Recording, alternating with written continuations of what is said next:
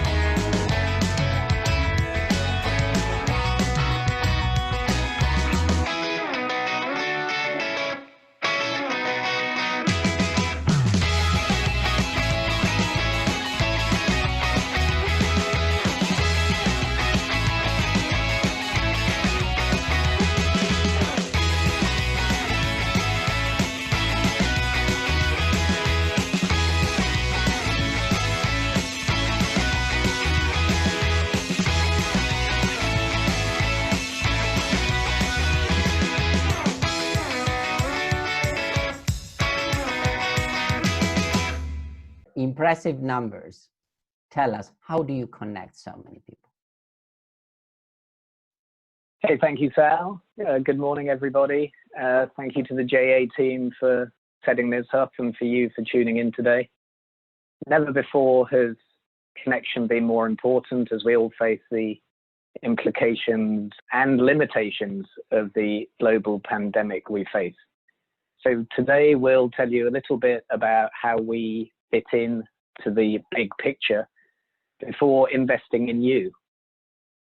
As an entrepreneur, you'll need to connect your ideas, products, and services with others. But as an entrepreneur, you're also, by definition, a leader. You will have to manage and collaborate with your teammates and colleagues, but you also owe yourself the opportunity to turn up in the right frame of mind so that you're empowered to continue to generate the ideas and services that you are so enthusiastic about. So in terms of AT&T, you will have seen from the video that we do things on a large scale. But the common point is that we maintain connection. As the first truly modern media company, AT&T has been changing the way people live, work, and play for the past 144 years. Starting with Alexander Graham Bell, who himself was an entrepreneur. Since then, our legacy of innovation has sparked the invention of the transistor, as well as the solar cell, the communications satellites, and machine learning. So our purpose is to create connections with each other and what people need to thrive in their everyday lives. And with that go the stories and experiences that matter. Our unique blend of businesses shown on the screen work together, providing customers around the world with connection. In the interest of time and to allow Q&A, I would say that AT&T is a large-scaled, complex organization. And when you're in that sort of scale and complexity, then you need to boil matters down. And these three businesses, whether it's AT&T Communications providing connectivity throughout the globe, whether it's Warner Media providing the best-in-class content for you to consume and enjoy, or whether it's serving vast communities over vast geographies in Latin America, we need to bind our teams together, as you do as entrepreneurs, and make sure that there's a common purpose. And so, what better purpose than creating connections? Next slide, please, David.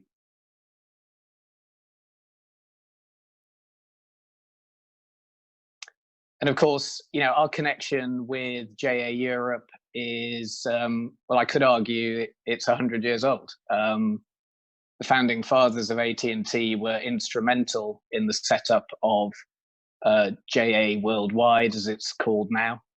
But more locally, our relationship with JA Europe is about 6 years old. And you can see from the stats, we're proud of everything we've delivered to date in conjunction with the JA Europe team, but most importantly with you, the highly engaged, enthusiastic students and entrepreneurs, and very much dependent on the AT&T employees who deliver those programs. For those that may not have picked it up on the various communications that are coming from Sal's team, we're delighted to be able to sponsor one of the awards in next week's finals. So we'll be looking insightfully at how you've developed your own platforms to essentially mobilize your products and services, and how you've used technology within that space. So, if you're looking for an area to impress or picking up one of the prizes, you would do well to double down on that aspect. So with that, Sal, I think we've caught up, and we can sort of revisit the Q&A segment. Thank you so much. And our next panelist is Dave Evitz. Dave, it's your coach at the AT&T University. Thank you, Salvatore, and good morning, folks. So Salvatore said I'm an AT&T University coach, and it's a pleasure to be here with you today. I hope you're all well and looking forward to the rest of our session today. My role in AT&T University really is to support our employees, and over the last few months, and particularly from February, we put together a number of initiatives in order to support our employees in AT&T through the COVID-19 situation and the current pandemic that we're all experiencing. And so today what I'd like to do is to share one aspect of that work that we've done together with you, so that we can explore the topic around how do I keep myself at my best during more stressful times. And if we can go to my quotes, David, if we could just go back one slide, if that's possible. If we could go back that's the one I'm looking for. Thank you. So, I wanted to start off with this quote for you folks. To handle yourself, use your heart. To handle others, use your head. To handle others, use your heart. Because this kind of brings the essence together of what we in AT&T University have been attempting to do over the last few months in relation to the current pandemic. And so I'd like to share some of that work with you today so that we can take care of ourselves in order to connect more effectively with others. And if we could move to the next slide, please, David. Thank you. So one of the programs that we've been working on in AT&T is called Working Through Crisis. And as we explore this topic today, I'd like you to work along with me around this topic. However, I don't want to just concentrate on crisis in terms of COVID-19. When we talk about crisis, really, we're talking about those situations we all face on a daily basis, which are more challenging for us.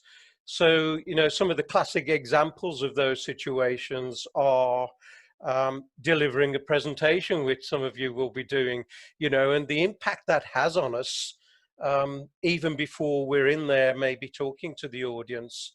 And we heard in the video earlier how often people can maybe give themselves the wrong messages that the audience is there going to maybe try and trap them or trick them and ask awkward questions. So our perception of situations and how we feel about situations really is what we're talking about. Some of the classic examples, things like sitting a test or an exam and the stress that may bring for us.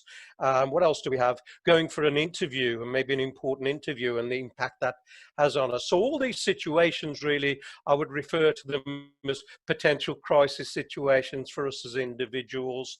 It can be different for each of us, of course. So what may stress me may not stress someone else. I mean, another classic example would be meeting someone important for the first time, maybe starting a relationship, and so the impact that has on us in terms of anxiety is really what I'd like to think about today. And we'll look at some strategies, some techniques that we can use in order to be better and be as best as we can to manage those situations. So if we can move to the next slide, David, please. Great. So we're going to start by looking at this topic, really, this one aspect of how do I maintain myself in an effective way? How do I keep calm? So we're going to look at some strategies and techniques around things we can do to keep ourselves calm in difficult situations, some of which I've just mentioned. So I want to hear from you guys. So, as I progress through my part of our session today, I'd like to hear from you. So if you haven't already done so, open up the chat box. Make sure you're on the select the option which is all panelists and attendees, because I want to hear from you. I want to get some ideas, some thoughts from you as we progress today around this particular topic. So I hope in that chat box your comments, your ideas are so very welcome. So join me in our session today. All right, so working through crisis and challenging situations. So let's move to the next slide, please, David. So I want to start off really by getting us to breathe. Now, hopefully you're already doing that. I hope you are. However, I want to get us to breathe in a certain way. Okay, so we're going to explore one aspect of keeping calm using a breathing activity. And if we can move to the next slide, David, that would be great. Thank you. And folks, if you just look at this screen here for a moment. So this breathing activity that I'd like to explore with you is called box breathing or square breathing. Pretty obvious why it's called that. It has 4 sides and 4 aspects to the process. So this particular tactic of keeping calm starts by inhaling slowly, holding our breath, exhaling slowly, and holding our breath again. And each component part there is done to the count of 4. Okay, so rather than just talk about this, this particular technique, why not do it? So let's do this together. So I want to invite you to join me in box breathing just for 2 or 3 minutes as we're together now. So let's test our chat box out from you guys. So give me a yes in that chat box if you're going to join me in this short activity around box breathing. So give me a yes in the chat box. Can I invite to Sal and the JA folks join in with me again, and Peter and the AT&T team, come and join me. Let's all do this together. So I can see we've got some yeses coming in the chat box. Excellent. That's great. So let's do this then, guys. So box breathing. Here's what we're going to do, and I'll guide us through. Okay, so I'll do all the hard work here. So first of all, I'd like you just to relax wherever you are. Just sit back and relax in your seat.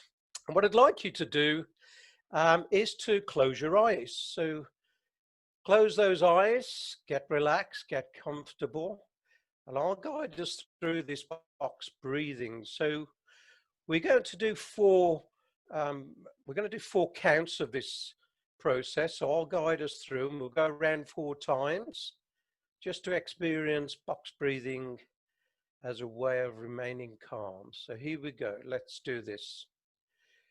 So keep those eyes closed. I'd like you to firstly slowly inhale. 2, 3, 4. Hold your breath. 2, 3, 4. Slowly exhale. 2, 3, 4. Hold. 2, 3, 4. Let's go round again. Slowly inhale. 2, 3, 4. Hold your breath. 2, 3, 4. Slowly exhale. 2, 3, 4. Pause your breath. 2, 3, 4. And again. Slowly inhale. 2, 3, 4. Hold your breath. 2, 3, 4. Slowly exhale. 2, 3, 4. Pause your breath. 2, 3, 4. Once more. Slowly inhale. 2, 3, 4. Hold that breath. 2, 3, 4. And slowly exhale. 2, 3, 4. And hold. 2, 3, 4. Okay, let's stop there, folks. So come back into the room.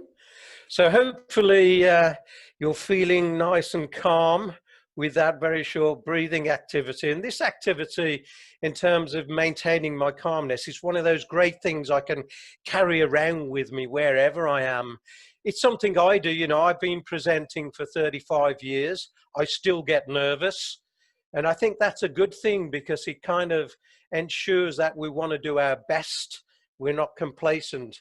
And this is something that I do wherever I travel in the world, before I stand in front of that audience or before I join folks virtually. Is just to get myself into that kind of routine. So that's box breathing. So again, feel free to use the chat. Let me know how you feel having done that. Maybe we'll put another yes. We do not want the people fall asleep while they were breathing, because it was so relaxing exercise. We'll put another yes out there. Okay, thank you, Sal. Yeah, let's get a yes. I'm also getting some comments. So awesome, thank you. So, all right, so keep that calmness going as we progress then, folks. Let's move to the next slide then, please, David. All right, so why calm? Well, here are some of the typical symptoms we can experience during times of crisis. and challenge. So have a look at these lists, guys. Are there any of these things that you have experienced before, or maybe know people who have? Some of these are classic examples of how people respond when we are under stress. Okay, so I want to talk a little bit more about stress in relation to maintaining calmness and what we can do to manage stress. And we're not talking about those, those massive crises we're referring to, in particular with the pandemic at the moment. We're talking about those, those common things we can come across as I mentioned earlier, that perhaps really kind of stop us in our tracks and are more challenging and maybe more fearful for us. So let's talk more about stress and what that means for us. So if we can move to the next slide, please, David. Okay, so let me ask you, have you ever been hijacked by your amygdala? Now, what's this guy talking about? Okay, so the amygdala, have you ever experienced the attack of your amygdala? So if you know anything about this, guys, please feel free to chat away there. And thank you, Victoria, for your comment there around feeling a bit more present, otherwise thoughts being chaotic. Thank you for that. Really appreciate that. Keep those chat comments coming in, guys. So what is the amygdala? Well, the amygdala is a very small element of our brain. Okay, it's found in the temporal lobe of our brain, and it's about the size of a almond nut and about the same shape as an almond nut. And in fact, the word or the name amygdala comes from the Latin for almond nut. So it's found very deep in our brain, and the job of the amygdala is to keep us safe from those difficult times. So it kind of responds in our body, in our brain, as if there is a bear in the room. Okay, so let's talk more about this amygdala hijack. So often it's referred to as fight or flight process. And this process is something we as humans have had since we appeared on the earth. So our body prepares us to take action, to either fight the threat or to flee, to run away. So you may have heard of the fight or flight process. It's something we all have deep inside of us, which is triggered by this amygdala component in our brain. So our fight and flight process prepares our body to take action, to either confront the perceived threat or indeed to run away. And what happens is chemicals in our body are released by the amygdala, things like cortisol or adrenaline, into our bodies in order to prepare us to take action. So that can kick in any threatening or fearful situation that we are confronted with. And if we can move to our next slide then, David.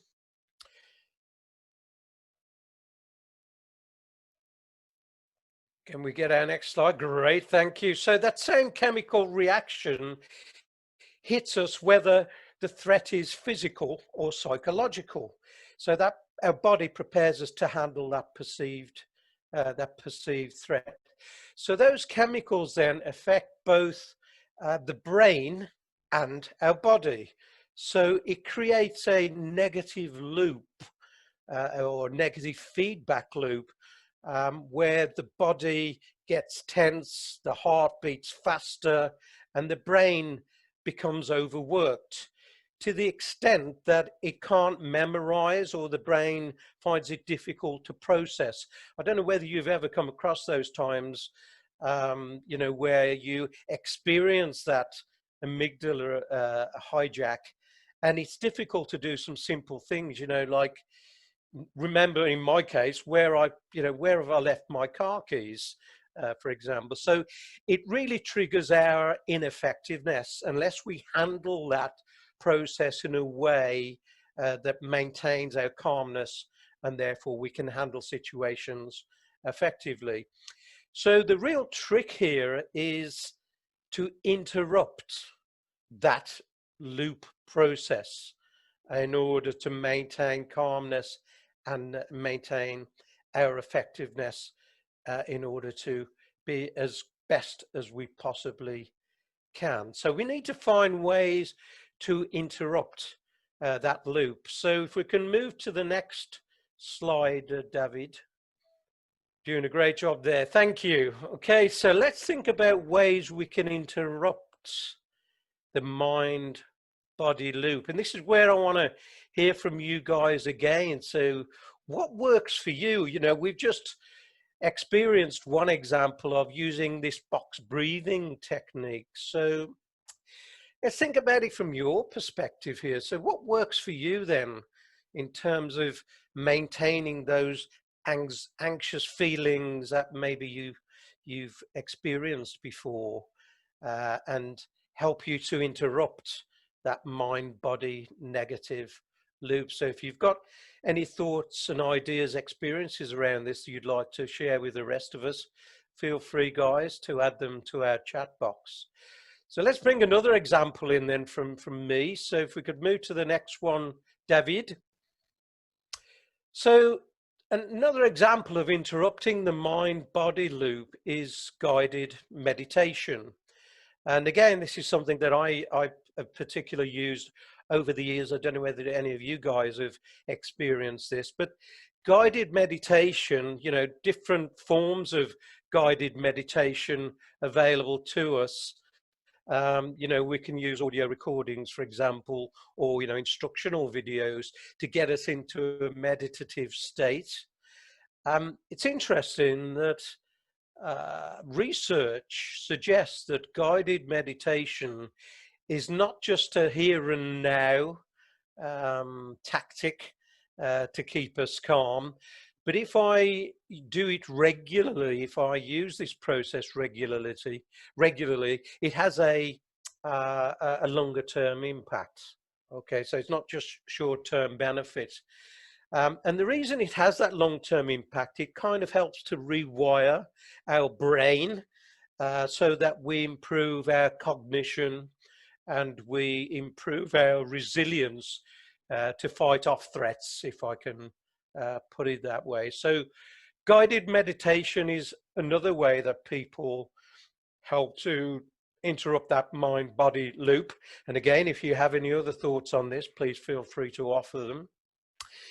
We'll move to a third one, if we may. So, David, so moving meditation. Now, you know, I wonder what that means. Any thoughts, any ideas on what that may mean, guys? If you will, just add some thoughts in the chat box if something comes to mind. So, what do we mean by moving meditation? Any thoughts on that? Moving meditation. Some very common ones, some not so common ones that people are exploring these days. Yeah, so great one. Thank you, Alex. So it certainly does mean walking. It's one of the things that I do. I do a lot just from where I'm sitting at this moment. You can't see, but I have a window here and there's a wood in the distance that I used, and I walk around that every day if I can. And that is about, you know, it takes me to a different place. It gets me thinking differently. I'm more in nature and it changes my focus. Doing sport, yeah, while meditating, absolutely. Thank you, Salvatore, is another example of that. We've got cooking, Federico. So absolutely, you know, one of mine actually, I love cooking. While I'm thinking about what I'm doing, I can't think about anything else. Yeah, get the blood moving around the body, the forms of doing that. Go for a run in the woods as well. So I walk, other people run. So lots of different examples of moving meditation. Interestingly enough, in terms of COVID, you know, people are finding simple things like washing dishes, cutting vegetables at home, just focuses their mind. It's what I call compartmentalization. It compartmentalizes our thoughts in terms of what we're doing, what we're thinking about, which shifts our attention from maybe those stressful things that we're having to face. If we go to the next one, then David, please. There should be a fourth one there for us, which is exercise. And as Peter mentioned, you know, kind of getting that blood moving around the body. You know, cardio exercise perhaps is a common one for us, that a lot of people do. And interestingly enough, that kind of thing helps, you know, that kind of exercise which brings in endorphins into our body. Those endorphins actually fight the cortisol and the adrenaline, so they help to interrupt that mind body loop for sure. So that's a great one. A very common one is exercise. We've got some other things. Being mindful, absolutely, we'll talk a little bit about that in a moment.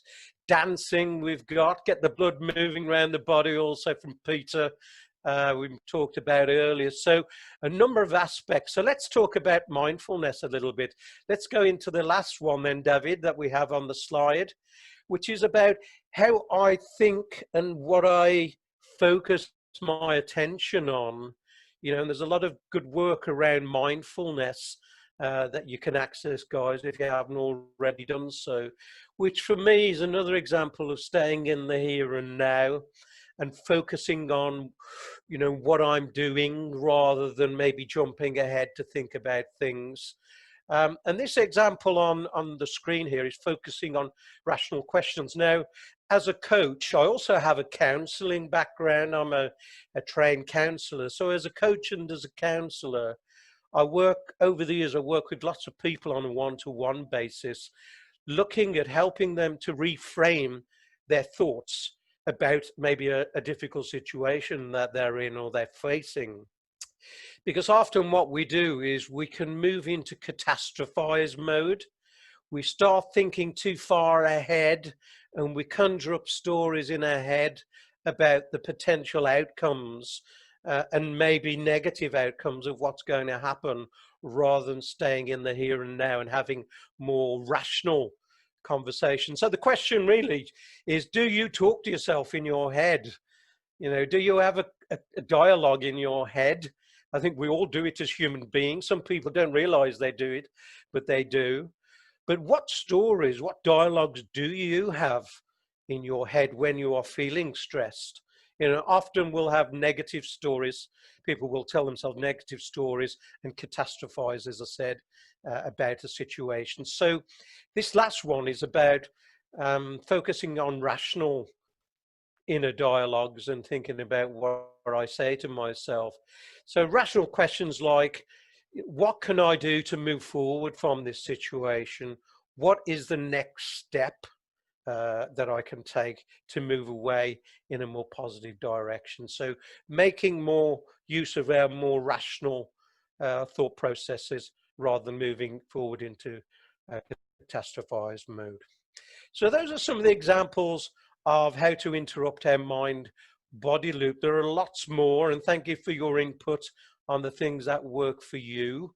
And if you haven't already found what works for you to be at your very best, guys, keep searching, experiment, try things out. These things make a big difference and keep us effective in the way we operate, but also the way we operate and connect, that connection with others.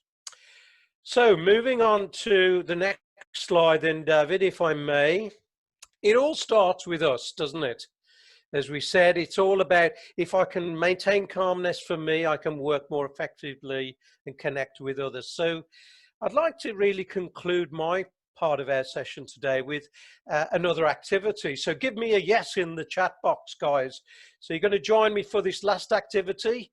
You don't know what it is yet, but I'll tell you, it's a guided meditation activity. So we're going to do just 3 or 4 minutes on guided meditation. So give me a yes. I'm seeing some yeses already. Thank you, folks, if you're going to join me in this. So an activity to conclude. So to experience guided meditation. Here we go. So first of all, get comfortable again where you are.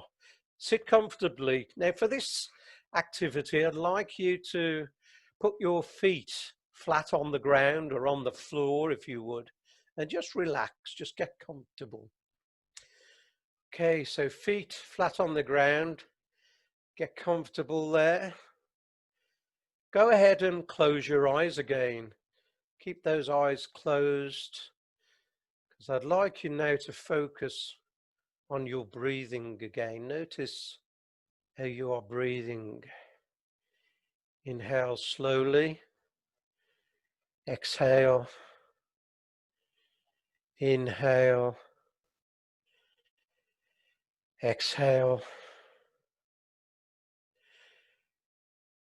Now think about your toes. I'd like you to focus your attention on your toes. Wiggle your toes a little. Now move your attention to your feet. Are your feet relaxed, or do your feet feel tense? You don't have to do anything, just notice the feeling. Focus your attention on the feeling. Now move your attention up to your calf muscles. Your calf muscles. Do they feel tight? Does one feel more tense than the other, perhaps? Move your attention to your knees. Notice your knees. Do they feel stiff or do they feel loose? Put 100% of your focus onto your knees. Feel the feeling. Now move your attention to your thighs. Notice how your thighs feel for a moment or two. Now move your attention, shift that attention to your stomach. You're feeling hungry or maybe neutral. Maybe there's a tense knot in your stomach. And move your attention now to your lungs. Notice the rise and fall of your chest as you breathe with each breath. Just notice, don't need to change anything. Just experience the feeling. Now move your attention upwards to your neck. Does your neck feel stiff? Just experience the feeling. Now move your attention to your jaw. How does your jaw feel? Does it feel tense or does it feel relaxed? Now notice your nose. Focus on your nose. Are you breathing quickly or are you breathing slowly? Don't try and change it, just notice and experience the feeling. We're going to complete the circuit for this guided meditation now by focusing whole attention to the top of our head, right at the very top of your head.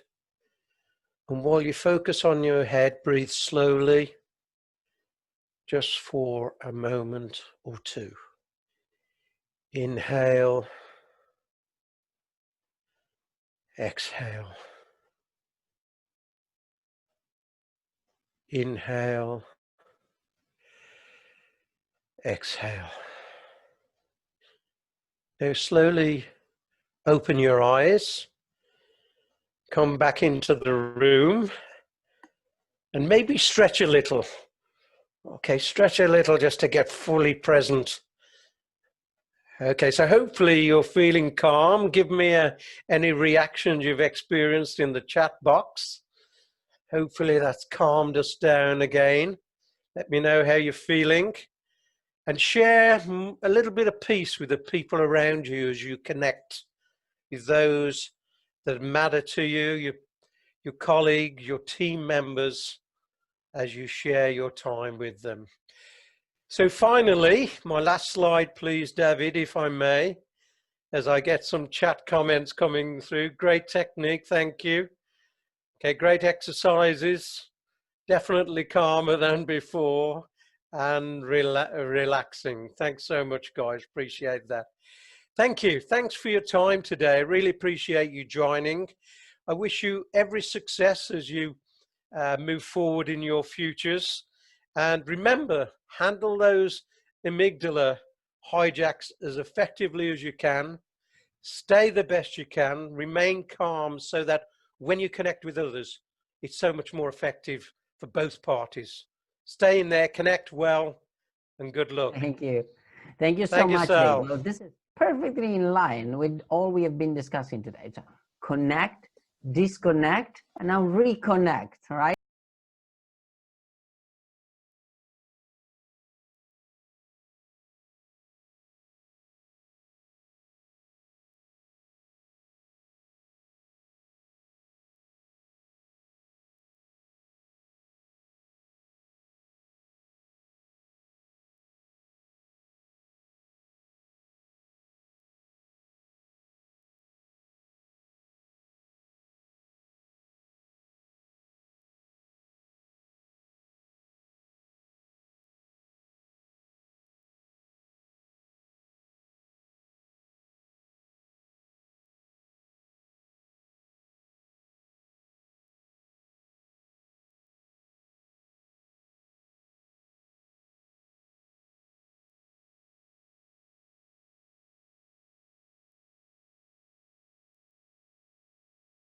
So let's connect to our youth. We have many of our youth, both here as panelists in the attendees. So we also can have them shooting some of the questions that they would like to address. That's a unique opportunity to connect with AT&T, definitely.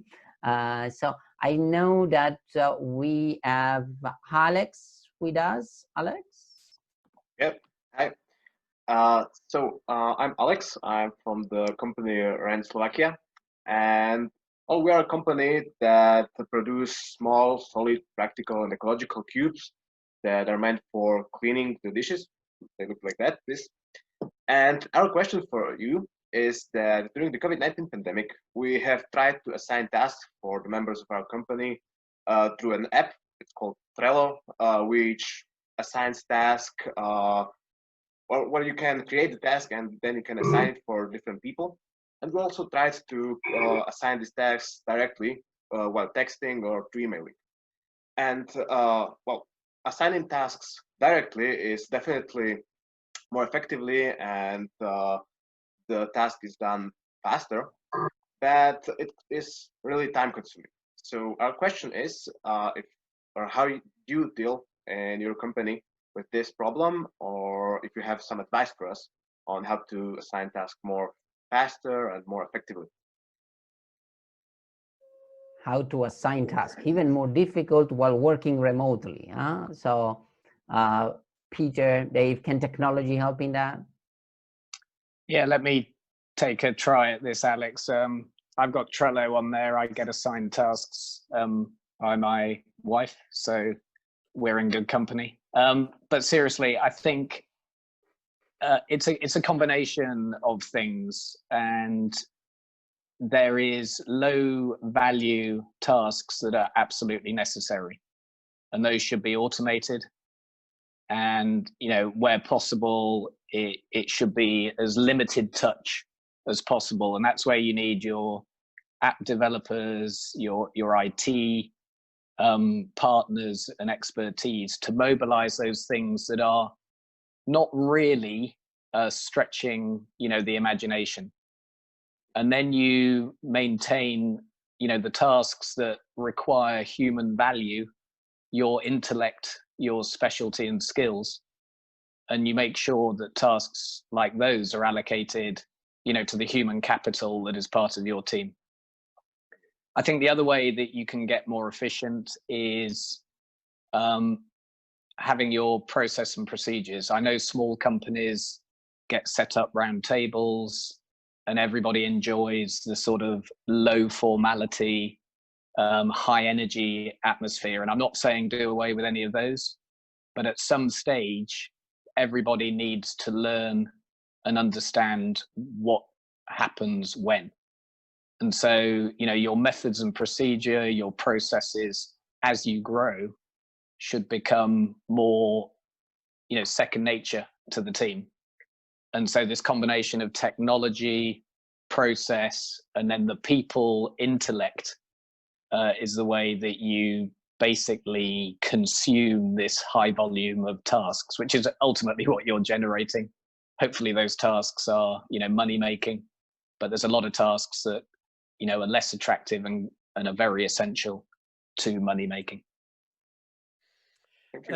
And if I could add one thing to, thank you, Peter, to Peter's comments there. And as a coach, you know, I work with people on the topic of personal effectiveness. And I think one of the things that makes a difference in terms of our ability to be successful relating to what we choose to do and the tasks that we do and assigning those tasks is, you know, the difference between efficiency and effectiveness.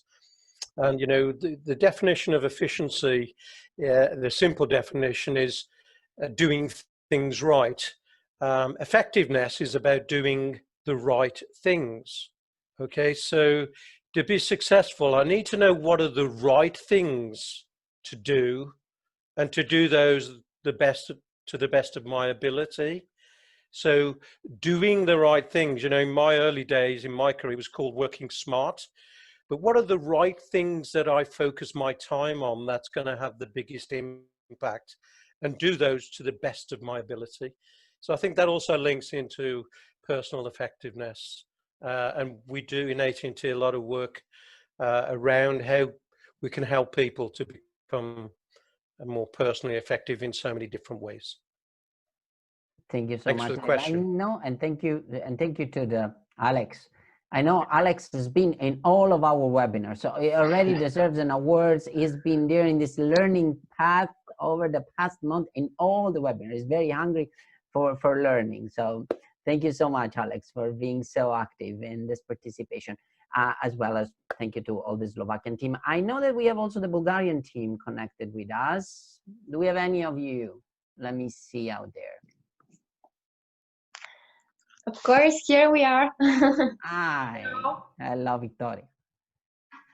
Hello. What can we say? First, we are the team Calliope from Bulgaria, and our product is really sweet and yummy.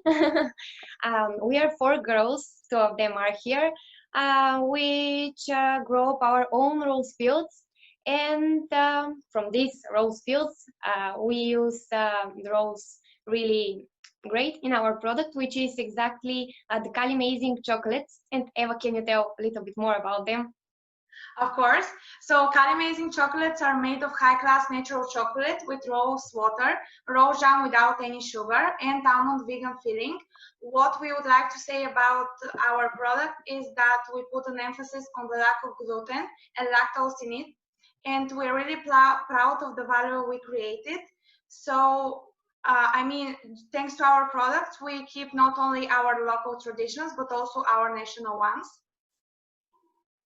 And what's your market and how do you connect with your clients? Great question. We're talking about connecting here, right? Yeah. Before the pandemic condition, we were used to talking face to face. We were used to meeting in person with our customers, and that was our power. We are really charming and so on, and it really helped us. But now in these pandemic conditions, we needed to learn how to use our digital marketing properly so as to create a big influence on the market and to have great opportunities after that. And we've learned a lot this year, so I think we quite make how to say a change. So nice, making change. So let me know if there is any other questions coming from the audience. If not, I do have a questions for Peter. Try me. Why junior achievement? Why JA? There are so many causes out there. There are so many organizations out there. Why you decide to dedicate your time to junior achievement? Well, I think there are multiple parts to that question. Number one is how it happened. It happened by connection at a bus stop outside the office. People talking and understanding where the opportunity was. It grew from there to a partnership. And, JA Europe punches hugely in terms of what it delivers. And we are very confident of making sure that all our time, sponsorship and effort gets the maximum return. And of course, there's the small matter of our history. And so while that wasn't the defining factor, it makes for a really good circle of achievement. It's so important because it goes back to the why we're doing those things together. It's not only what we are doing, what we are achieving together in many countries, but it's really a partnership of values and believing that the next generations with the proper tool also to connect will be able to design their own future based on the resilience that they're also been building during this complicated time of the COVID-19. Any final remarks from Peter or Dave?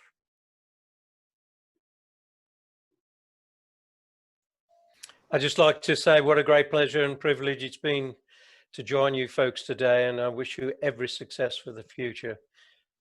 Take care and go for it. Thank you. Thank you. Well, there is something that, we can connect and reconnect. Peter, you want to say something? As I know you were unmuted. No, go ahead. Okay. Well, I think there is something that also we cannot really do, which is we cannot go to Portugal for the JA Europe Company of the Year competition. So, but at least we can connect with Portugal. And I have here with me friend Frederico Feses Vital. Frederico, buongiorno. Hi all, how are you? The CEO of JA Portugal. Everything is getting ready there, right? We are really, we need to breathe, as Dave said, because the countdown is there. We're almost there. We're almost there. It's been a long way. Okay. Thank you, Sal. Hi, everyone.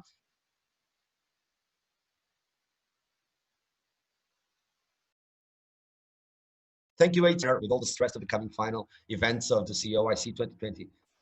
I'm actually one of the founding members of the Movement for Mindfulness in Education in Portugal. So I know for a fact how transforming this can be, especially now. In fact, we have all been forced to breathe deeply, to be more connected to our inner selves and to connect more with others due to the unforeseen and completely new situation we were all forced to face across the globe. And if it's true that this pandemic brought us a bunch of new challenges, it is also true that it made us focus on the core elements of our lives. And when we talk about the basics, staying connected and keeping in permanent contact with people we work with and with people we love was absolutely key. And AT&T was a major facilitator of this connectivity across frontiers. And thank you for that as well.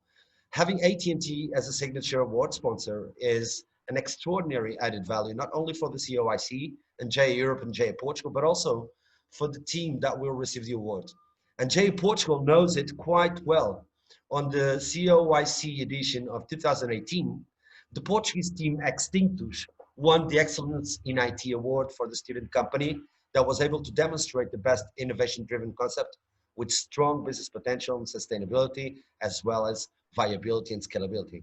What I can tell you for sure is that this award was a major lever for the team's path in Portugal. They were interviewed by some media in Portugal. They received a note from the president of the Portuguese Republic congratulating them on the achievement. And most of all, they had Portuguese companies like one big paper producer wanting to know more about the product and how to develop it and bring it to market. The project consisted basically of a system designed to prematurely detect the beginning of fires with a GPS system inserted on small sensors and distributed underground in forests that would inform firemen and local authorities about the risk of new fires bursting from an early stage. With the mentoring and follow-up of AT&T, the students were able to build on their capacities and skills and to improve the product itself. It was an amazing and very educative experience. I'm sure that this year, with the Excellence in IT Award, the team that will be chosen as the winner will also get a lot of tools, inspiration, and experience that will foster in a significant way whatever product or service they have. So thank you, AT&T, for such a long and fructuous partnership. You definitely made the world change, and you keep on doing so by never stop supporting our young people all over the world. See you all very soon. We are only 9 days away from the big event. Thank you all for being here. I'm now going to breathe a little more in order to face this exciting and stressful week. Sal, will you join me in meditation? I would definitely do. Just after this call. Okay, thank you so much, Fred. Thank you so much, Dave. Thank you so much, Peter. Thank you so much, AT&T. It's been a very long partnership. It goes before I joined JI, but I was always amazed to read the stories and the impact in the lives of the young people that together we've been transforming. Thank you so much, everyone. And I'll see you in Portugal virtually, at least. Bye, everyone.